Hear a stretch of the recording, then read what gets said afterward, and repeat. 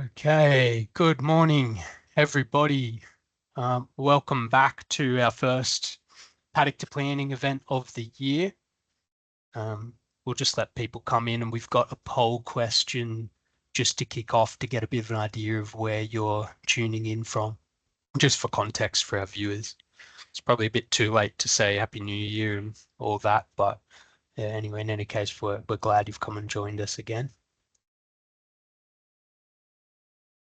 Just wait a couple more minutes for people to come in and fill out that little thing as you come.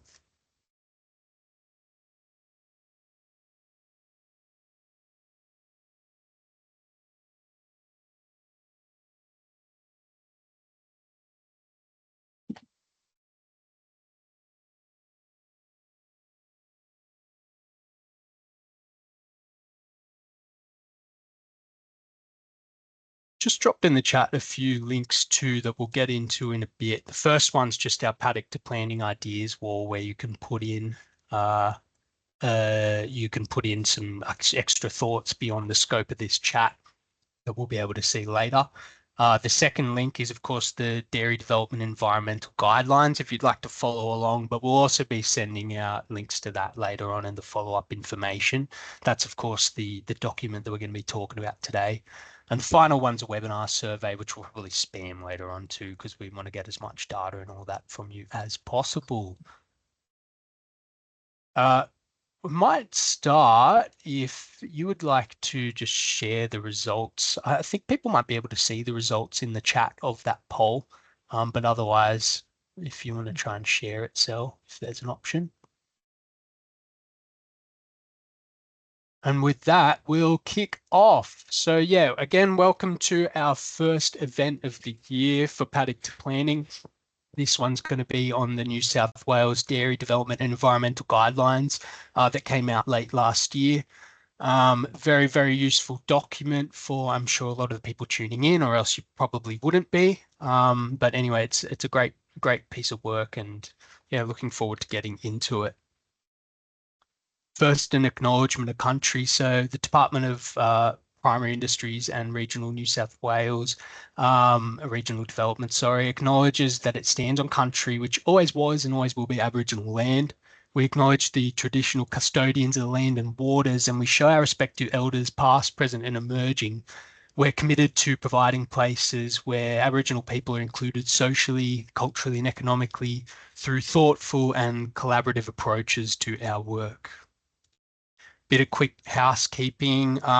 There's a fair bit of detail on some of these slides. So if you can see it on a laptop or desktop, that's best. You, of course, get the slides afterwards as well. We'll post them on our website.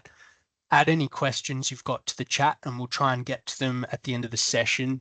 This session is probably a bit focused at planners primarily. So if you're not from that world and you just want some base terms, feel free to ask about those in the chat too. I'm sure there's more than enough pedants in our planning profession who can answer it for you as we go.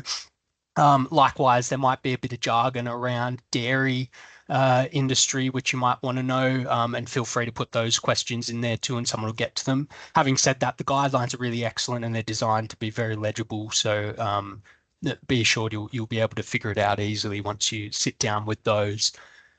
This session is going to be recorded and made available on our website. So I think we've automatically got your camera off and you're on mute, but just something to be mindful of, and you'll be able to see that later.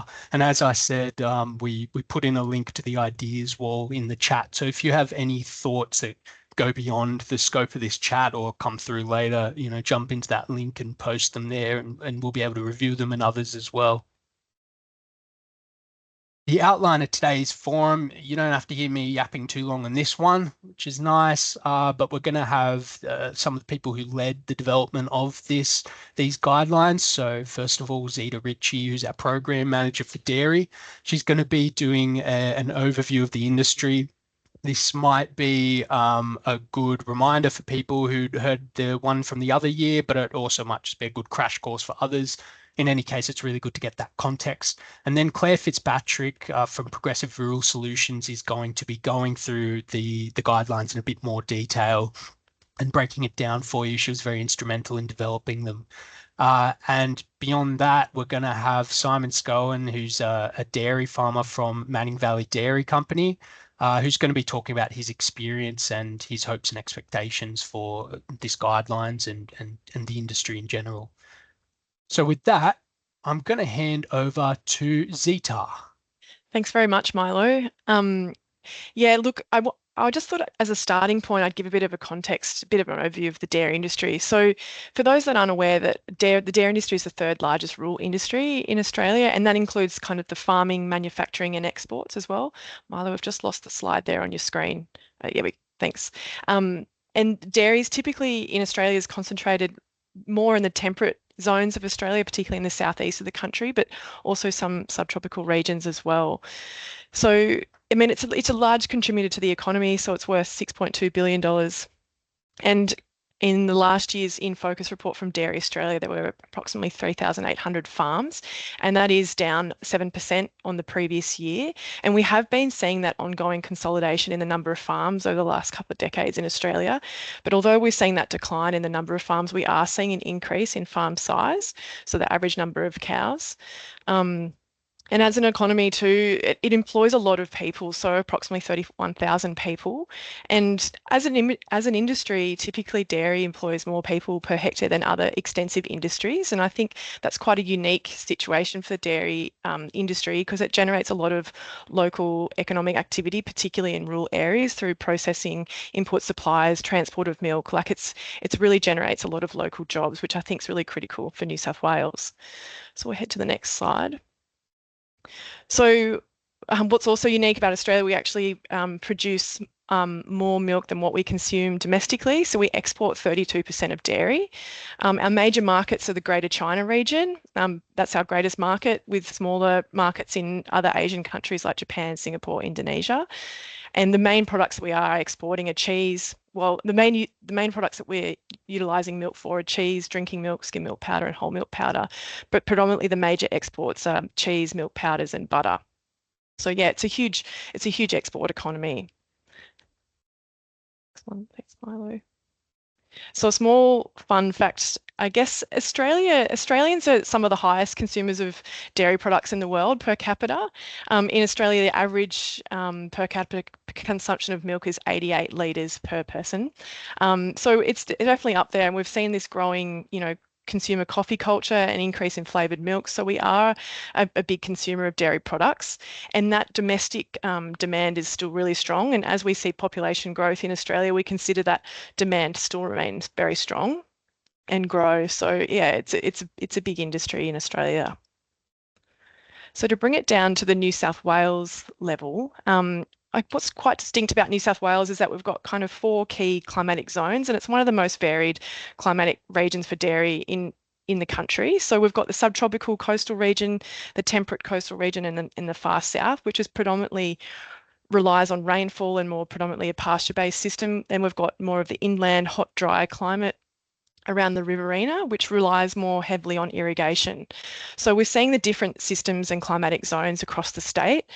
We've got approximately 450 farms in New South Wales, and like we've seen nationally, we have seen a decline in the number of farms in New South Wales as well, but we have seen that growth in average herd size. So nationally in 1985, there was an average herd size of about 93 cows, and now we've got over 300. So in New South Wales, the data from last year was about 338 cows per farm for the average of New South Wales.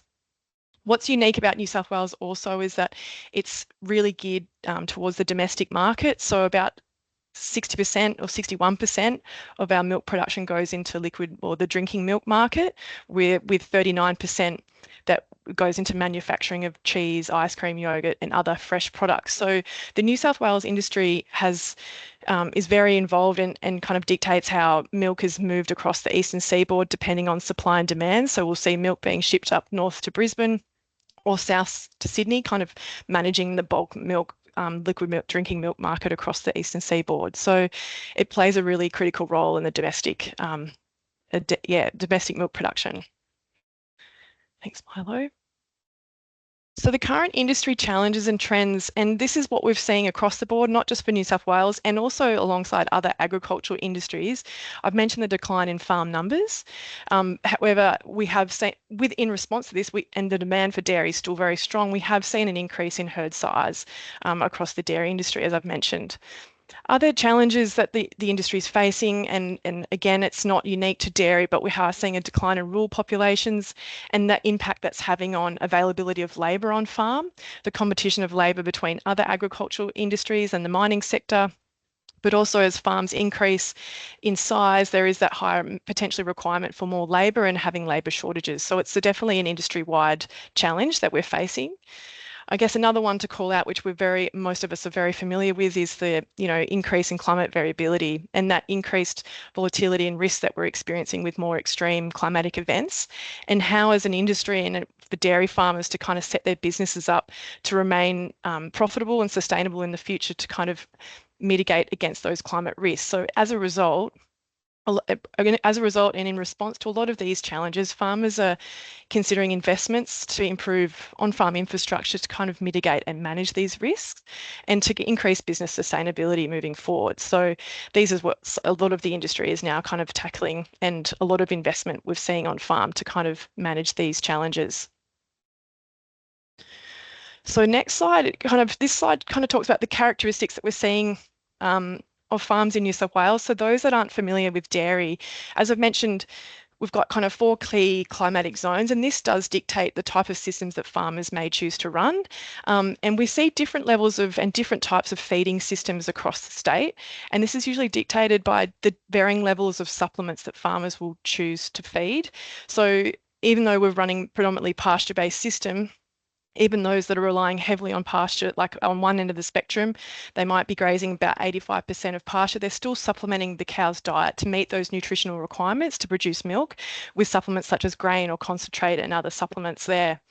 Whereas it's a bit of a continuum, and on the other end of the spectrum, we're seeing some farmers kind of transition and move towards more fully housed systems where there's a cut and carry situation. So they're still getting that pasture and crop and supplements, but instead of the cows directly grazing, they're getting that brought to the cows. So in a total mixed ration. So the changes that we are seeing in New South Wales and in other states as well, we're seeing a high reliance and need for supplementary feeding, and that's to really manage that key variability that we see during the year. So in droughts or extreme wet weather, when pasture is not available or the quality is not as good, we have to manage the nutrition for the herd and look at different feeding and increasing that level of supplementation. So as a result, that requires in different levels of infrastructure to allow that to happen.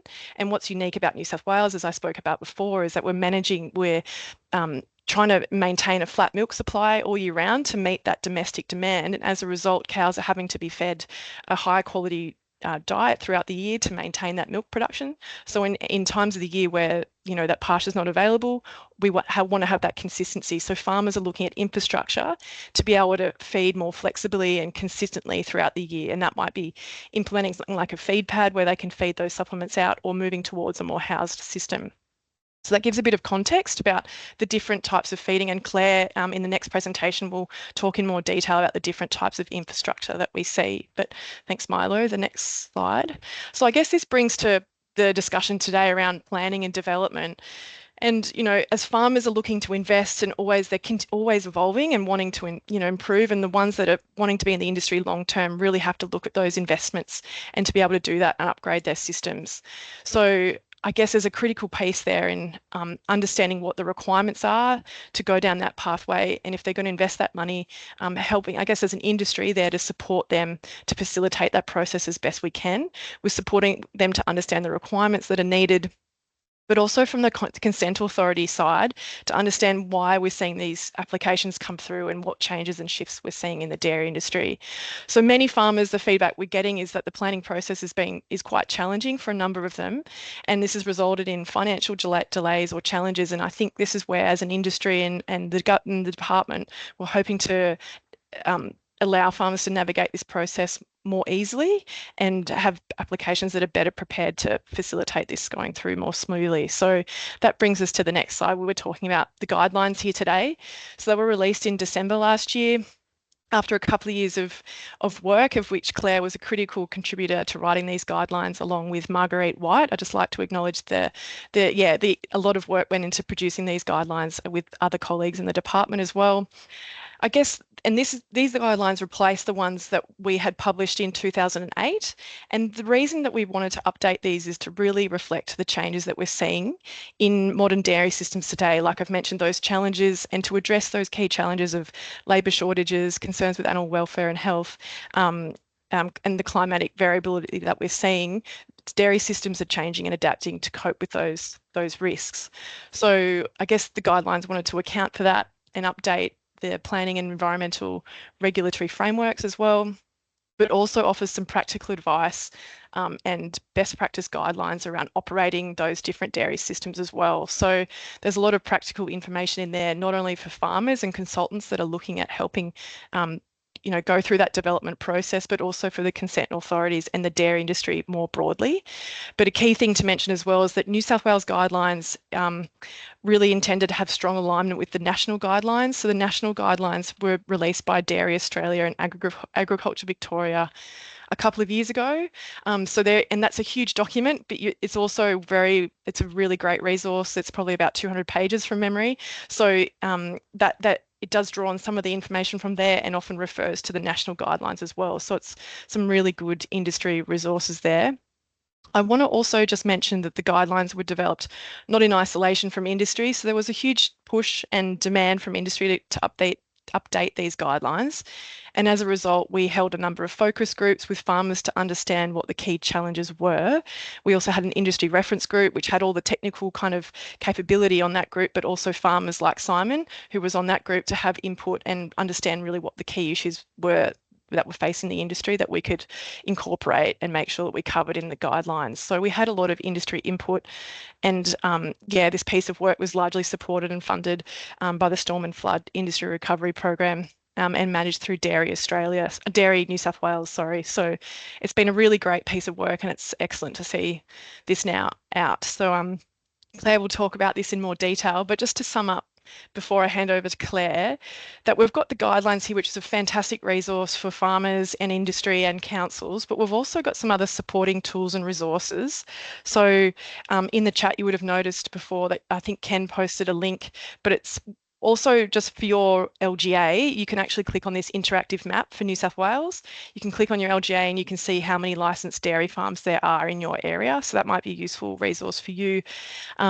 The My Farm Planner tool, which is being developed by the department, will be out shortly in the next couple of months, but will be a spatial tool where a farmer can enter in their farm location, and it draws up the different overlays in a spatial map to see if you're looking at a different investment or infrastructure or development, what the different planning requirements are required for that kind of development, and to provide some guidance there, which will be a great tool. And then also for industry, for farmers considering a type of development or system change on their farm, there's workshops available through Dairy Australia called the Farm System Evaluator, and really helps to determine, well, if they're looking at a change and depending where their business wants to go, what type of infrastructure or system change is required before they get to the development stage. So it's a lot of really good pre-planning work in there.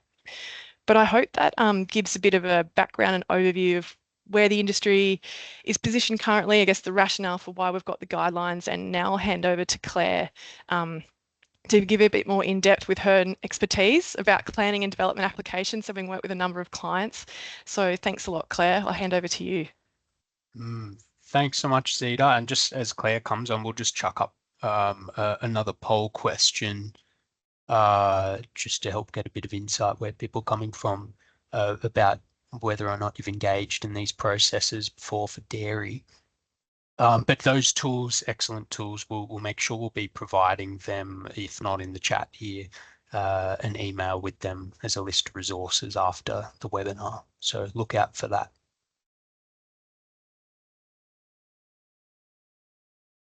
Thanks so much, Milo. So if we could just, flick over to that slide. So thanks for the introduction, Milo and Zita. As you can see, I'm Claire Fitzpatrick. I'm based down here in the Riverina in Deniliquin, but we undertake projects with clients throughout all of Australia. So I'm the Director of Progressive Rural Solutions which was business formed in 2019. My background basically comes from intensive animal development and natural resource management, with a strong experience in irrigation survey and farm design as well. So I was a contributor to the national guidelines and obviously worked on the New South Wales guidelines, and I'm a qualified effluent designer as well. So if you want to slip into the next slide, I'll just whip through just a broad overview of what I'll be talking about today. So I'd like to go through what sort of things that as a planner or what our clients work through with applications that we may be submitting.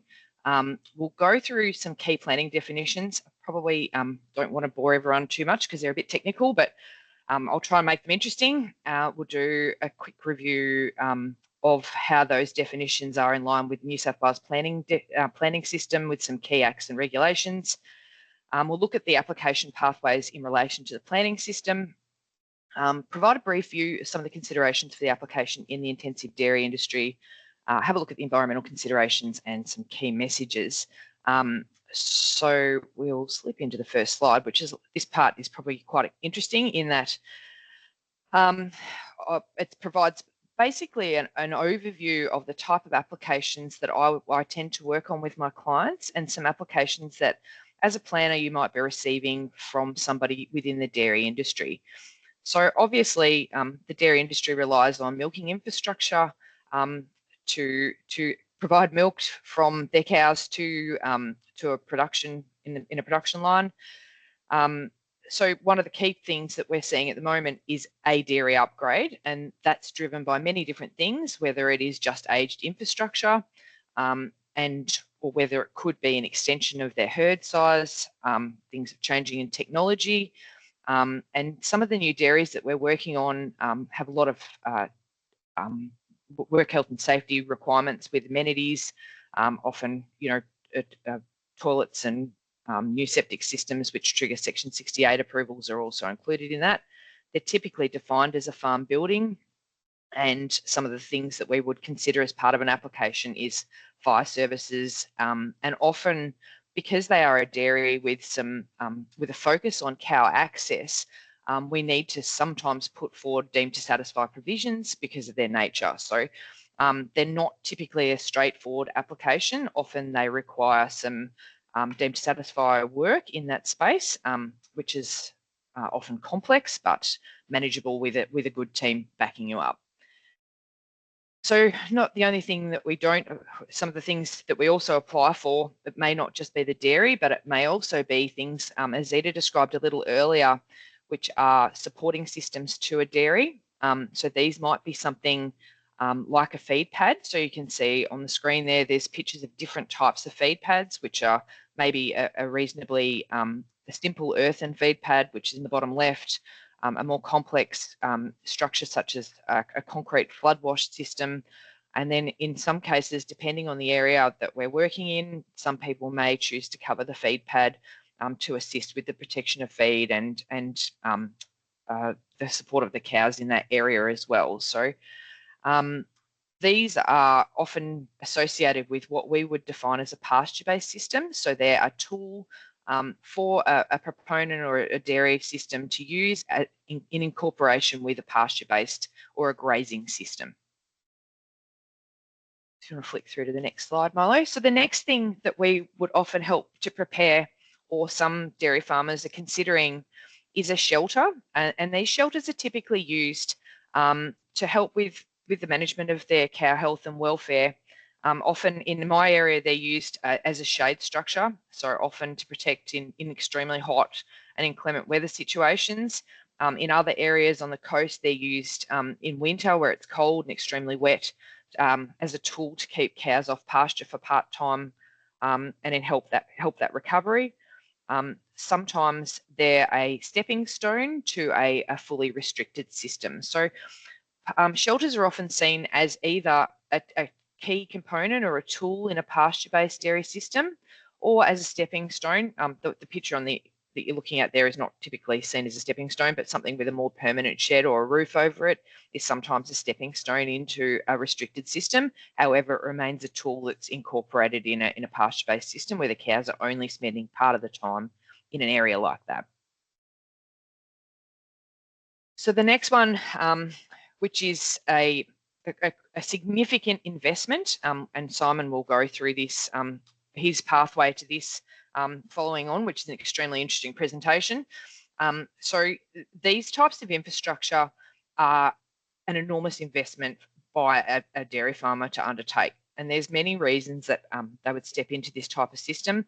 Sometimes we've come out of a flood or a fire or drought in my region, where they've effectively stepped into some sort of a temporary drought enclosure or flood management system, and they've fed cows permanently in an area. Sometimes the recovery from that leads operators into stepping into this type of space full time.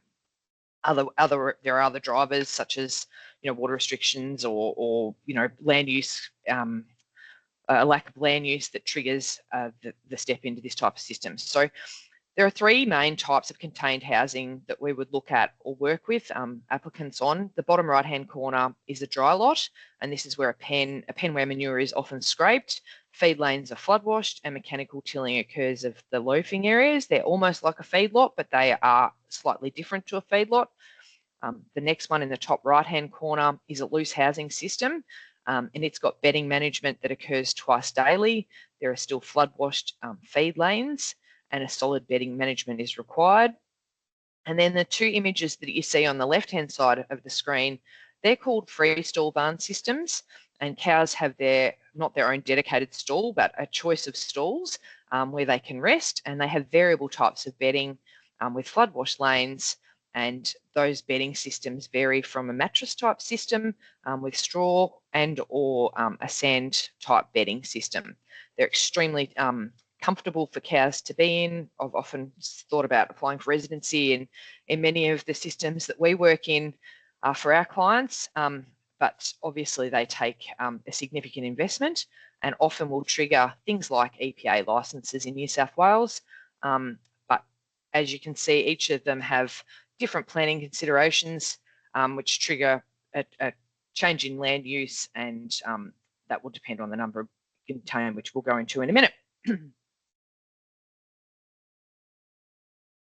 So many of these systems, being it flood wash or a housing system or a new dairy, will all require an effluent management system.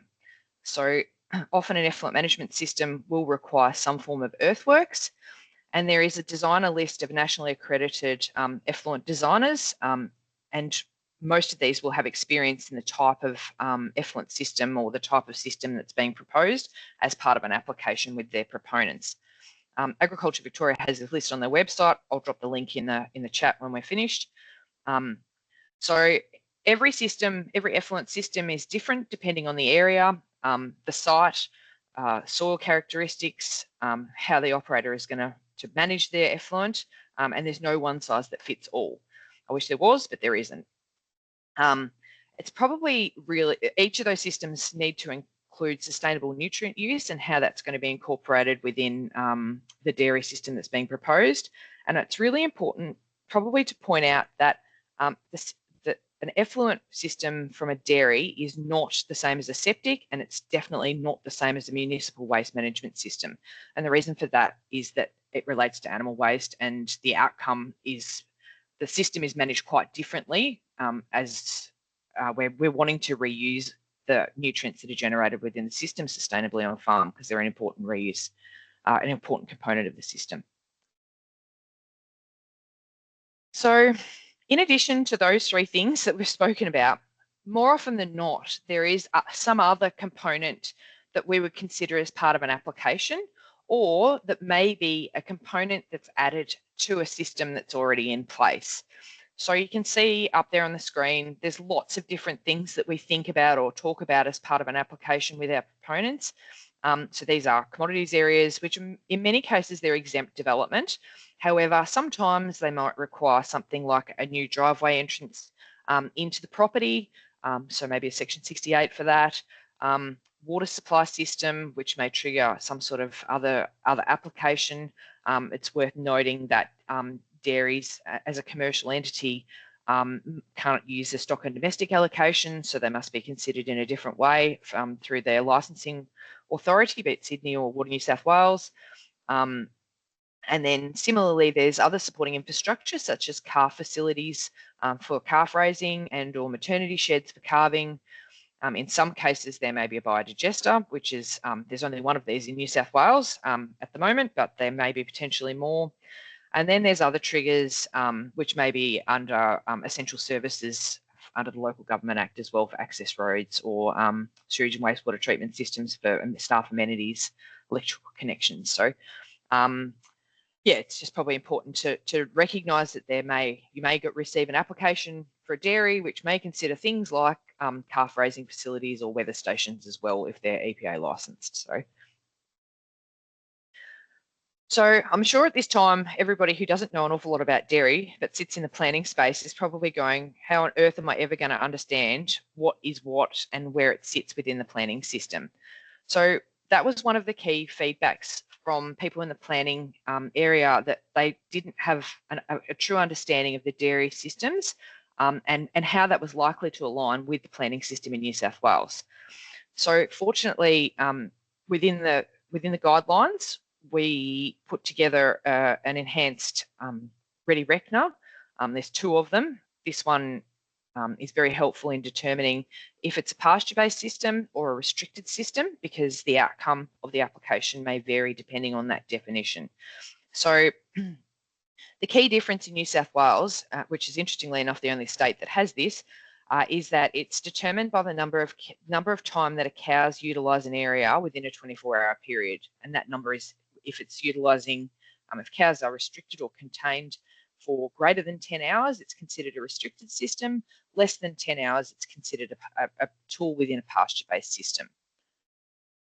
The other part is often under the local environment plans where earthworks are being undertaken. Often these are significant earthworks that are not considered exempt development. So in many cases, some of these works will be triggered under the earthworks clause within the local environment plan, and also some of these works may be considered a change in use of the land. So if you wanted to know where that Ready Reckoner is, it's sitting in Chapter 3 on page 24 of the guidelines. So there are some other really important definitions. I won't spend too much time talking about them, but probably just call them out that they probably should be recognised. So under the EP&A regulation, there's obviously our Schedule 3, which talks about designated development and the triggers for designated development.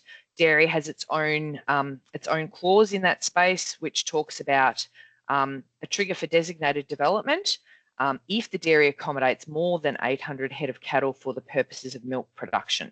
So that talks about accommodating cows and 800 of them.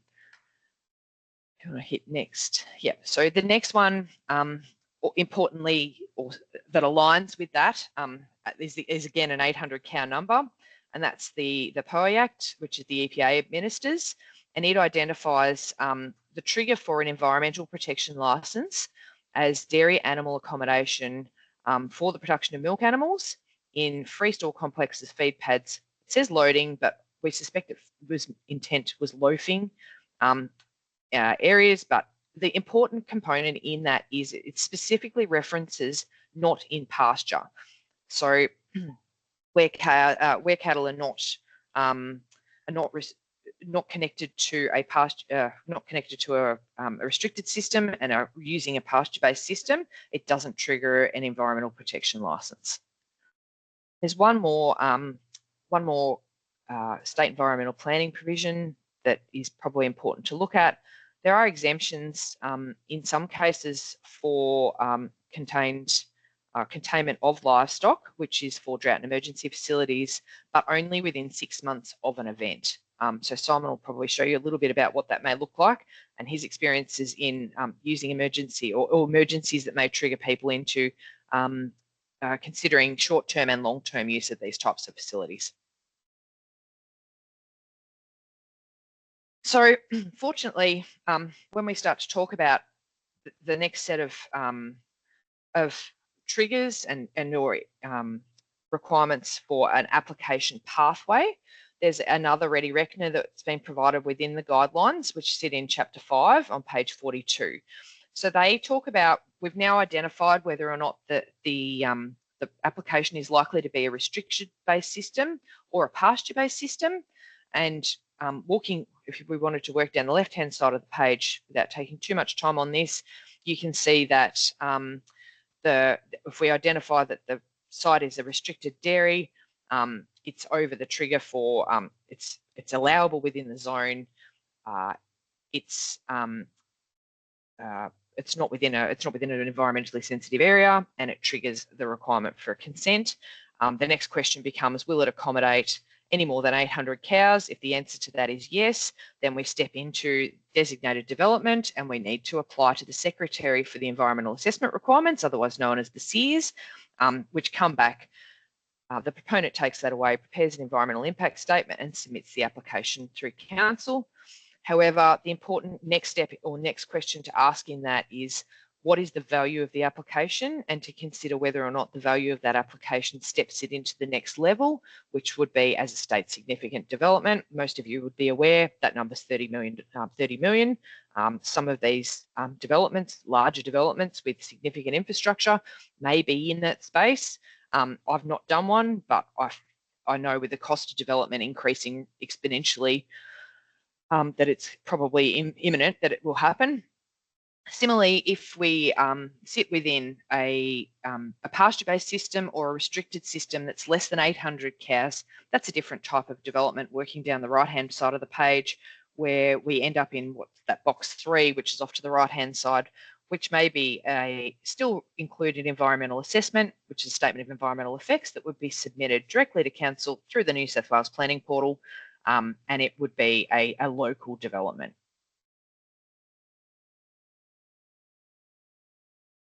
So one of the other things that it would be extremely unusual for us to submit an application relating to dairy that wasn't triggered as part of the integrated development assessment system and require concurrence. So I'll just drop this slide in, probably just to highlight the fact that in many cases an application which would include an item on the left-hand side of the screen, may well trigger something on the right-hand side of the screen, which is, fits within the IDIS and concurrence process. So things like an environmental protection licence, if it's greater than 800 cows in a restricted system. Sometimes Aboriginal cultural heritage items may be in the area that triggers the requirement for an Aboriginal heritage impact permit, environmental protection licences.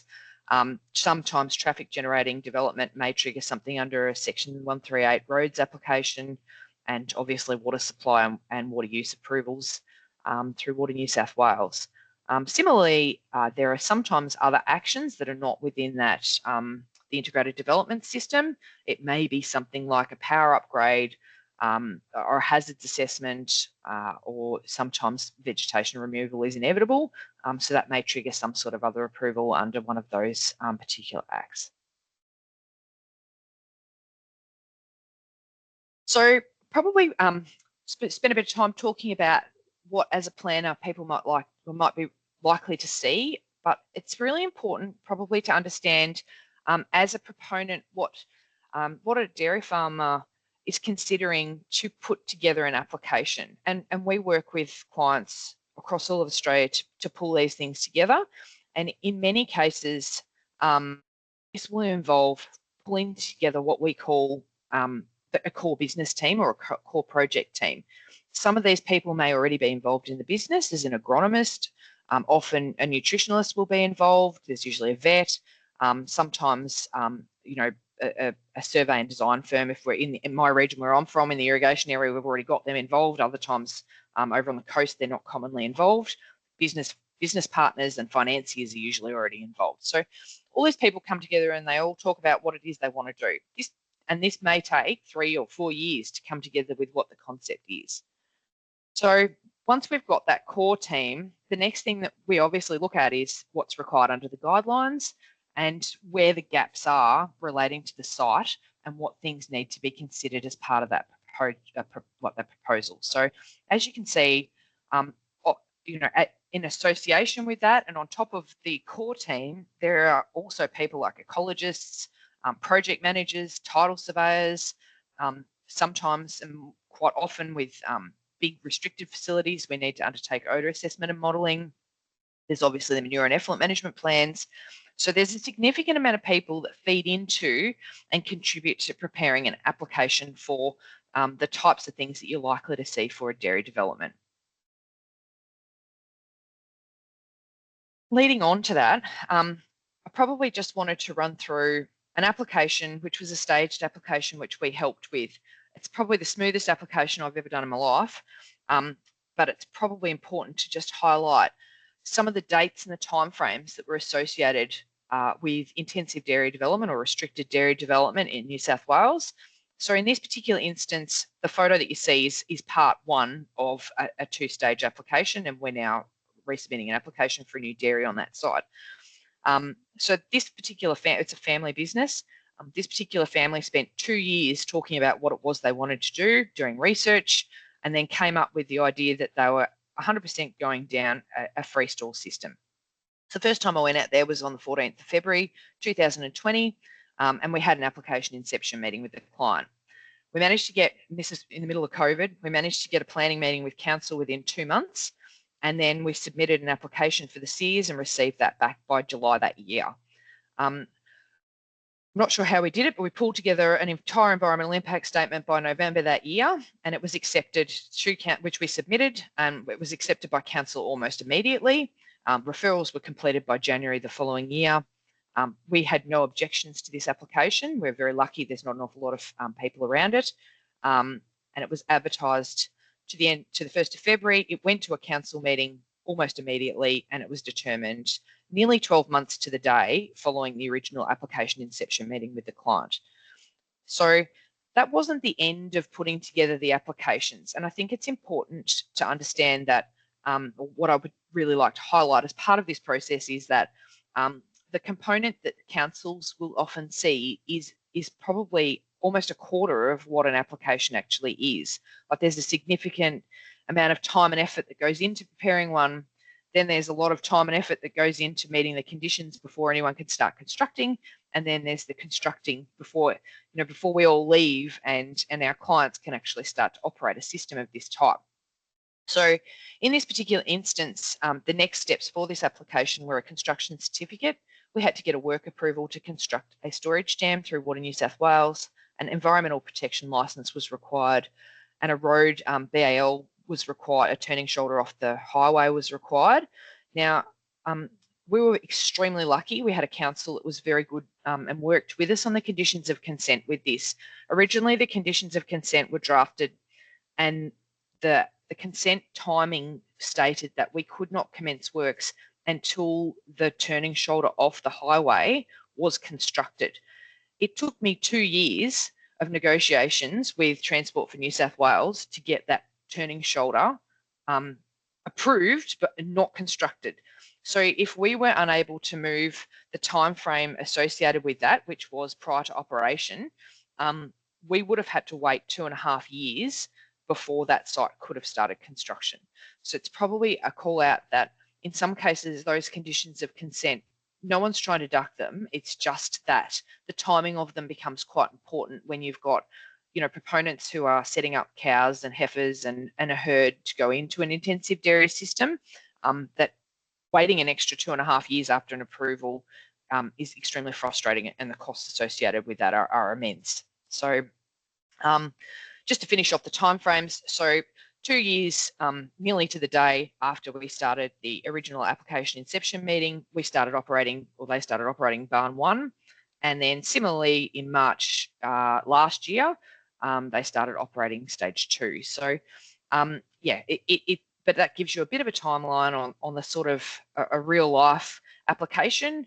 I would probably say I don't know that I'll ever see that timeline ever again with the way things are at the moment, but even that being a very good project that ran through very quickly and simply, it was still an extremely long time frame.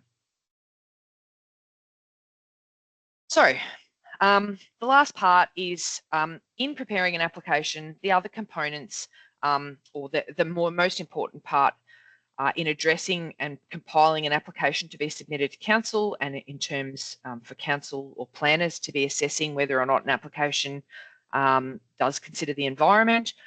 Chapter 9, which is quite a large chapter, it provides some guiding principles, and they are structured in a very practical format, which is to guide dairy operators and planners on how a proposal will manage key environmental and community risks. So it's a principles and practices format, which it balances like a strategic intent, and it provides a practical application, which is aimed at being useful for both operators, regulators, and planners.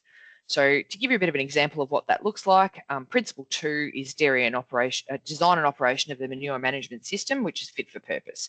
So the outcome of that is that the impact to surface and groundwaters from nutrient runoff and leaching is avoided.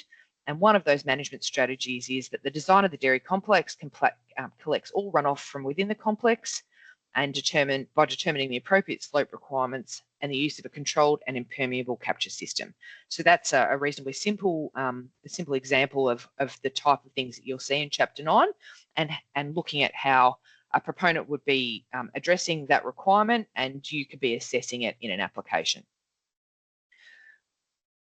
So there are multiple, next slide, Milo. There are multiple areas that are covered, so obviously with a focus on the environment, and they are all shown up there on that slide. Basically, not all of these will need to be addressed in an application. Some of them may not be relevant to the type of application that is being proposed, or alternatively, it may not be relevant to the site that's being that's being where the development is located. So these are updated and a more relevant set of principles than those previously used in the 2008 document. So just some key messages. Applications, there's an application checklist that's provided for planners and applicants in Appendix 2. Obviously, you can see when you get into the document, extensive time and research and effort goes into applications of this type. Preliminary planning or planning focus meetings with information on council's requirements helps enormously. The guidelines are out. Similarly, if the New South Wales guidelines don't have information, or you're looking for something more specific, sometimes they'll be contained in the national guidelines, which is also another really good source of where to go to look for some information. So parting words, thanks so much to the New South Wales DPIRD funding and the New South Wales Government Storm and Flood Recovery Program. These guidelines were upgraded using their funds, and they're extremely good for people like myself, and then the writing team and the people who contributed to the input for those guidelines were extremely good, particularly Marguerite White from ICD Project Services, who coordinated and made sure that we were all delivering on time. And similarly, the industry and planners who provided input took time to review and contribute their expertise, and attendees today to listen to what effectively is out there. That's me. Excellent. Thanks so much there, Claire.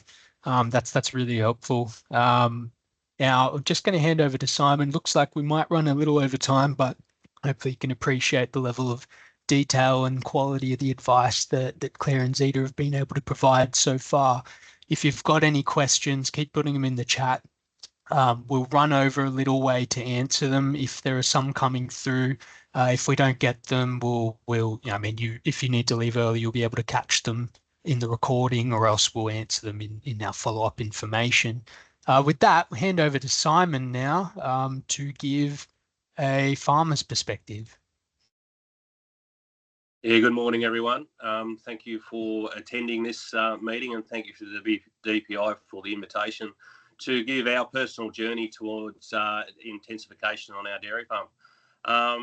So we're at Manning Valley Dairy on the mid-north coast of New South Wales, 3.5 hours north of Sydney.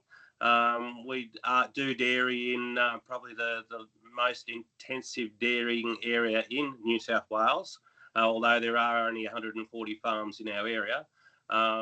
And as everyone probably is aware of some of the challenges that we've gone through in the last sort of 4 or 5 years with dairying in our area. In 2019, we experienced the 1 in 100 year drought. It basically meant we couldn't irrigate from the river. The Manning River stopped flowing for the first time since records began in 1884, and it got very dry. We were buying in just about every piece of feed that our cows were eating. We'd exhausted all our on-farm storage of feed, and everything that our cows were eating was coming off the back of a truck, carting from a long distance away, and cost our business dearly during that time. We also experienced the 1 in 100 year fire in 2019. Next slide, thanks, Milo. The fires surrounded us, and yeah, it made life difficult. Trucks didn't want to enter our area because they were worried about getting into road blockages. And of course, every good drought finishes with a flood. So in March 2021, next slide, thanks, Milo. So yeah, in March 2021, we had a flood rip through our farm. These cows are grazing on river flats that basically were covered in water. It decimated our irrigation infrastructure, and we started to question if this is the norm, we had to do something a little bit different. Our farm here the farm was surveyed in 1842. So it is the first farm that was surveyed in the mid-north coast. It's got a great history. The farm's been milking cows since 1996. So yeah, had a long dairying history, but we had to start to question where were we going, where were we headed as a business, and what we were going to do to combat these extremes of climate if this was going to become more the norm, because we just couldn't keep continuing the way we were. We employ 14 staff here. We milk up to 800 cows here at Manning Valley Dairy. All our milk supplies the liquid milk market. We are only one of 5 farms in New South Wales that supply Woolworths direct through their farmer's own label. Our milk is picked up daily, taken to Sydney for processing, and is on the supermarket shelves the next day. We are landlocked where we are. We are fortunate enough to have 8 kilometres of frontage to the Manning River. And we have the township of Wingham on our 4th boundary. So we are landlocked. We can't expand as far as land goes. So these were all going through our heads as we tried to work out what direction our business was going to take in the future. Next slide, thanks, Milo. And again, thank you. So that's the Manning River. It's a great place to live, great fishing spot, great swimming spot. We are a lot of our irrigation water comes from here, so we have a terrific irrigation license from the Manning. Being a coastal river stream, it is very reliable, other than the 1 in 100 year drought. Next slide, thanks, Milo.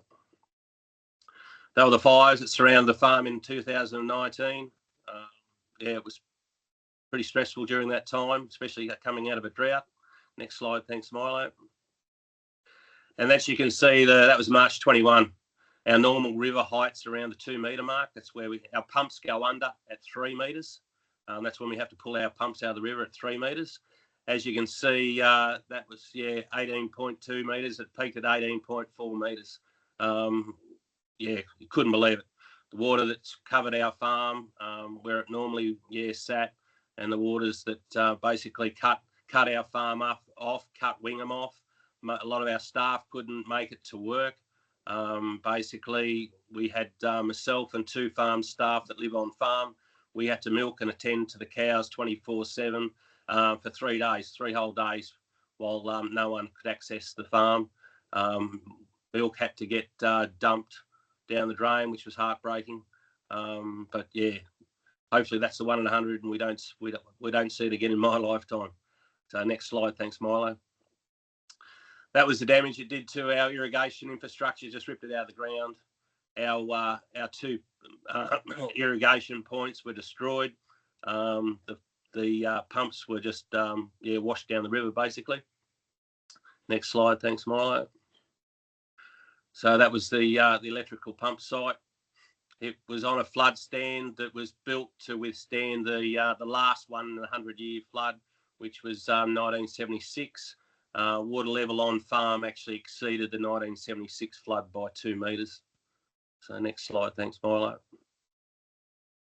So with our irrigation infrastructure gone, we decided to replace our irrigation with I guess the most efficient irrigation available, which is centre pivot irrigation. What it has allowed us to do is grow corn under those you saw before in the picture where the cows were grazing. Typically, we used to graze about 12 tonnes of the hectare grazing cows on this river country. Now we grow a corn crop here, which will yield 24 tonnes of the hectare, and we'll still follow it with a 12 tonne of the hectare ryegrass crop. So by installing the centre pivot irrigation and cropping this land that was traditionally just grazed by cows, we've turned land that would produce 12 tonne of the hectare into 36 tonne to the hectare. So we've trebled production on that land per hectare. But of course, when you're cropping country, you need to basically feed it to cows somewhere. So what we decided to do, next slide, thanks Milo, was to look into intensifying and shedding our cows. This, why we did it? Well, it reduced our exposure to these weather events. By trebling the production on this country, it would mean we'd have to buy less feed in. Cartage cost is a huge component of feed where we are. It's over $100 a tonne to cart any feed into our area because we are on the coast and most of the supplementary feed is grown over the Great Divide. We know that here in our summers can be pretty hot and humid, and this knocks our cows about. Cows aren't designed to be in a hot and humid environment, so that certainly decimates their production over the summer period. If we can protect those cows and provide a comfortable environment for them, they'll produce more milk. So we'll actually produce more milk per cow without milk, or produce more milk for our business without actually milking more cows, and we'll turn more of that valuable feed into milk, which is what, as a dairy farmer, our aim is.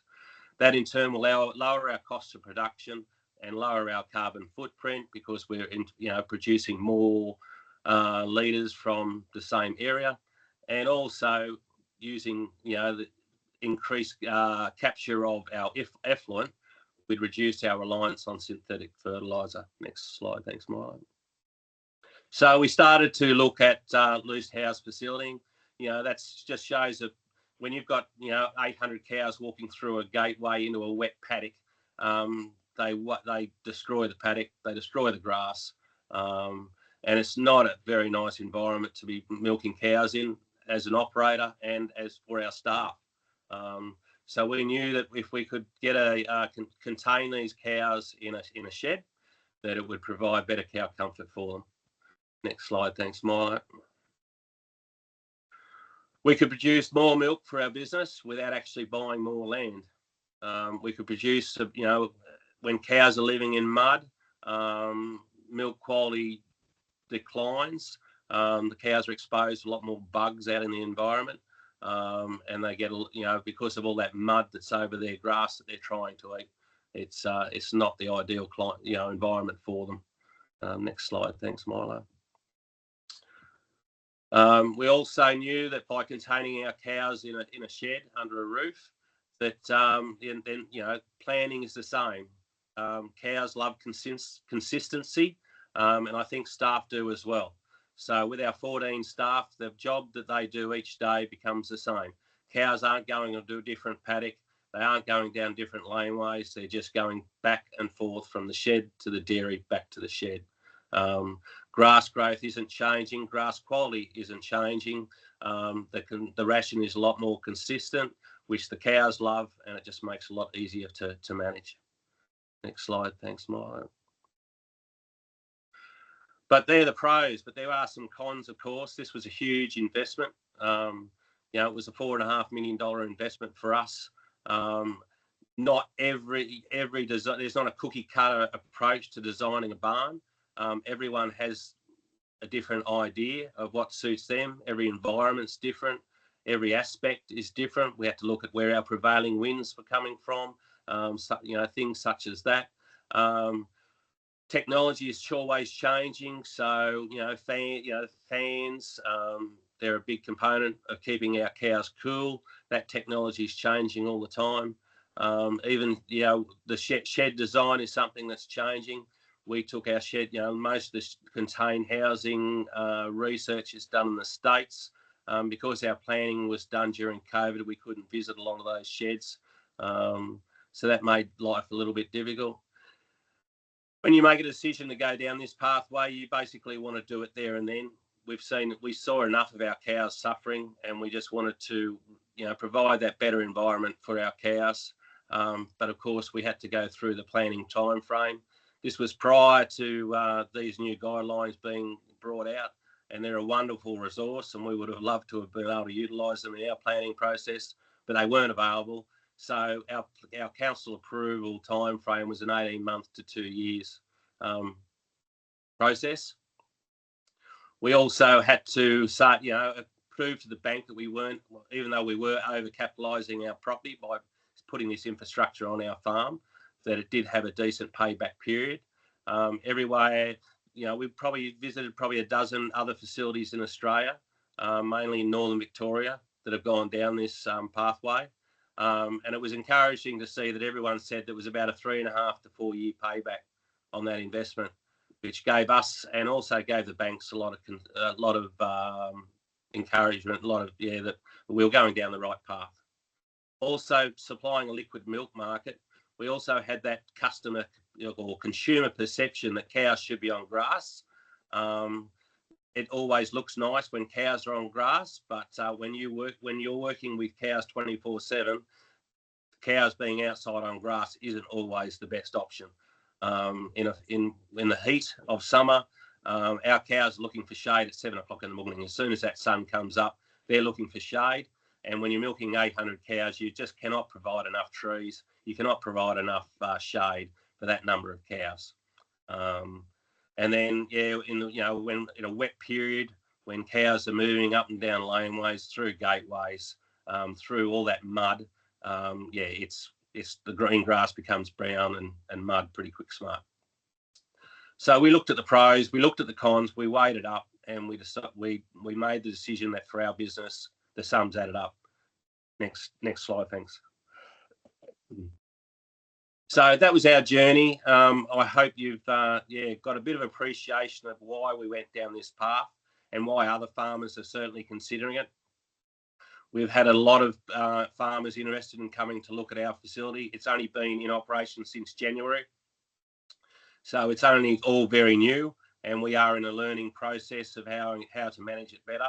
But already we've seen a 20% lift in production over the summer from our cows by being in the shed and providing a lot more comfortable environment to them. So thank you for listening. Thanks very much, Simon. It's really valuable to get that perspective and get a little insight into the decision making that goes behind these things. It's not just a big dollar sign, even though that's fundamentally a part of any business. But there's a lot that goes into it, and that's an important thing to remember as you receive and assess some of these applications. So thanks to everyone who's been able to stay this long. Of course, we're going to have the recording out later on for people who can't catch the Q&A that we're going to roll into now. And we're also going to be putting out any responses to chat questions we miss and resources list for some of the things we cited today and any others that people come up with. Now, we'll jump into some questions. Apologies, I'm a little behind with that. So here's one just to go straight on to Simon. Did you consider using solar panel arrays as part of that infrastructure? Yes, we're talking to numerous solar, and it's probably more the battery storage that's changing so quickly. We didn't want to lock ourselves into a system, more a battery system. So yes, no, solar is definitely going to be part of our future. We already have solar on our dairy. We've got a 58 kilowatt system on our dairy that assists in running a chiller off our solar panels during the day, which cools down water that then goes through the plate cooler during milking to chill our milk down a lot quicker than what normally would happen. But we are certainly investigating solar for running our fans in the shed, and that will be something that will be installed in the future. But we're just trying to ascertain what the best battery storage system is going to be first. Excellent. Yeah, a lot of good opportunities there once you settle on it. Here's one from earlier, which I presume might go to Claire or possibly to Zita. Is someone named Temple Grandin has done some work about animal experience with abattoirs and moving and transporting animals. Did this kind of work, whether her or others, come into the guidelines in any way? Yeah, I can have a go if you like, Milo. Yeah, I'm familiar with Temple Grandin's work. In terms of that little level of detail in the guidelines, not so much. I guess we do mention siting and design and requirements, but if a farm is going through this process, they would actually engage a shed designer and consider all those aspects about animal movement, cow comfort and welfare, which are critical, particularly in house systems. So I'm sure some of those principles and thinking would come into that. But in terms of what's actually specified in the guidelines, it's not to that level of detail. It's more the general requirements of siting and design and having to engage, professionals to go through that process when you're setting out. I don't know if Claire's got anything to add there, but that's probably my response to that question. No, nothing really further other than, yeah, you're right. That was exactly how I was going to answer it too, Zita. Get perfect on the same page. Yeah, thanks, Genevieve. Excellent. Here was another one for Claire about that example that you gave. Would you be able to share some of those conditions of consent for that to provide some models for councils or otherwise? I'll have to go back and have a look at them, make sure they're not identifying the client because they're a bit protective if they over are, that. we might need to be able to do something to de-identify it or something. I think so. But I think that's a great idea. Anywhere we can have some model clauses, model conditions is fantastic. These ones might be back to Simon as well. Someone was saying you may have been part of an energy pilot project with DPI. How has that affected your bottom line, and is biogas an option for you in the facilities you've designed? Yeah, I guess with the, we've decided to go with the loose house facility. So most of the effluent is contained within that sawdust pack. A little bit different to a freestall barn where a lot more effluent is captured. So because there's a minimum amount of effluent that's actually flood washed down our feed alley and captured, it probably restricts the economical benefit for us to go to biogas. So what was the first part of the question, Milo? Just about that energy pilot project with DPI, if that's correct. Yep. So I think I mentioned that we put the solar panels on the roof, and we basically chill our water through using the solar. That was part of that energy efficiency study.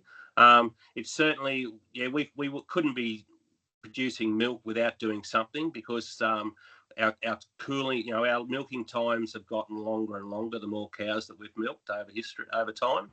And to get our milk cool enough to hit the vat, we had to do something. So it's certainly done that. It has reduced our energy usage. But as far as our energy costs in the last 5 years have more than doubled. So as far as the bottom line figure, we haven't seen a bottom line benefit to it. But certainly if we were continuing or using the same amount of power we were 5 years ago, it certainly would have impacted the bottom line. So I guess, as you adopt all these efficiencies, the cost price squeeze continues to bear on our business and affects the bottom line. So no. Excellent. We might just run into a follow-up one for you. Oh, sorry, jump in, Claire. Yeah, I was just going to add to that on top of what Simon's, because I think the second part of that question is biogas energy an option. I've got quite a lot of, we do all of it, that gets asked of all of our clients. We're finding at the moment that 1,000 cows, 100% manure confinement in the effluent system is really the start of that type of system. So, it's either, a significant loose housing system with effluent contributions to the effluent system, which obviously within a loose housing system, not all of the effluent contributes to effluent, not all of the manure contributes to the effluent system because some of it goes into the bedding, whereas in a freestall system, 100% of the effluent goes into the effluent system, if that makes any sense to anybody. And in that instance, yeah, it's 1,000 cows contributing to the effluent system full time. That is the start of the number that may be considered something that would be viable, but those numbers are still being assessed at the moment, and biogas systems trigger a whole realm of different planning requirements and licensing requirements that that add some complexities in terms of hazardous development and things too. So yeah, that's the reason there's only one system at the moment, because it's extremely expensive, and the cost of the benefit from the cost is not really known extensively at present. I might just add a follow-up to that too, because it's on emissions and whatnot. Simon, could you provide some comment on how this kind of infrastructure, whether you do it at this stage or not, relates to opportunities for emissions mitigation through feed additives compared to your old system? Yeah, it's actually something that we're researching at the moment with a company, is with the feed additives with methane reducing. And it's something, you know, their research shows that in a grazing situation, because the cows are only coming to the dairy twice a day to get fed, that they're looking at around a 30% reduction with these feed additives. Whereas in our system where the cows, and we've still got more research to do, that by adding the supplement to our cows, we're seeing up to a 90% reduction in methane production from the cows. So because we're able, you know, because all these cows' feed is being presented in front of them in the shed, that they're getting, you know, a small amount of this supplement right throughout the day when they're producing their methane. So yeah, this form of dairying is a lot more beneficial, I guess, to, you know, future reducing methane production from cows. Very good. On quickly, someone was asking about the compost barn design and how many cows you tend to have in it and what sort of space they have. Yep. So we've designed our system, our sheds to hold 600 cows at 15 square metres a cow is the one we've used. We've visited different facilities down, especially down south, which aren't under the same pressures, that get down to 8 square metres a cow. Because we've just experienced the summer here, we decided to just whack all 800 cows inside our facility. So all of a sudden it was, you know, a stocking rate of 10 square metres a cow, which we got away with for a short period of time. But we've since taken 200 cows outside back onto grass and reduced it back to what it's designed for. So yeah, I guess that's another reason why we decided to go with the we call it a loose house facility with a pack over the free stall, because with the free stall you've got X amount of stalls or beds, and you can't put any more cows in than what there are beds. But I guess with the loose house facility, it does give us a bit of flexibility at real stressful times, especially, you know, if a flood came through here again and we wanted to put all the cows in the shed, we were confident that the system would handle it for a short period of time. Very good. Well, we don't have too many questions flowing through. One we might just check. I think it has been answered a bit in your talk, Claire, but a bit of a summary of which sort of development aspects would require a DA versus exempt development. You may well not know off the top of your head. I wouldn't be ashamed if you don't. Yeah, there's a little bit. So exempt and complying development code is probably the first place you go to look for that. God forbid. So some of the things I just jumped on and had a look. So yeah, some things: farm buildings, stockyards, silos, and grain bunkers. Those are typically exempt development if they meet all of the requirements in that exemption code and the exemption clause within the local environment plan as well. So it's not a very straightforward or easy answer, but exempt development is not easy. But yeah, most applications relating to anything dairy do trigger some sort of a development approval. Excellent. Well, with that, we might wrap up. Does anyone have any final comments From any of you and your last chance to have a chat to some council staff, planners, be polite.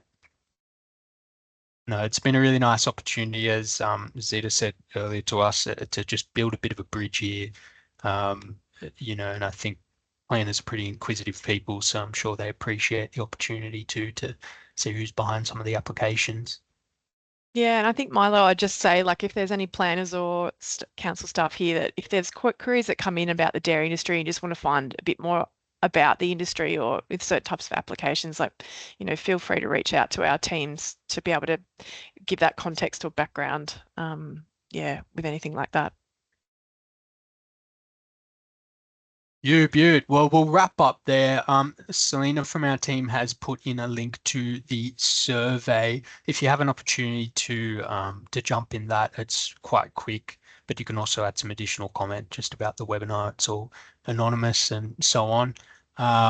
That's really valuable to us for these sort of programs going forward. And beyond that, look out for the resource list and the recording and so on in coming weeks when we send it out via email and whatever event comes next. All right, thanks for attending, everyone, and thanks for your presentations. See you next time. Thank you.